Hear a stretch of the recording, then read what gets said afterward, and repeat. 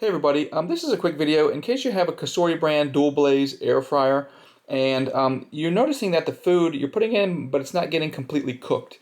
So I'm going to give you some troubleshooting things that you can do that are actually coming straight from the product manual in case you have lost the manual. So the manual recommends that you do a couple things. First, it recommends that you place smaller batches of food into the basket.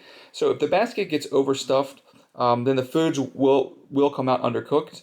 And the next thing that you can do is you can increase the cooking temperature. And then the last thing that you can do is just increase the cooking time. So it's pretty simple. If your food is not cooked, coming out cooked, then but the air fryer is still working, you're just going to want to do smaller batches or longer cook times or higher temperatures. So I hope this video helped. Thanks a lot for watching. Have a great day.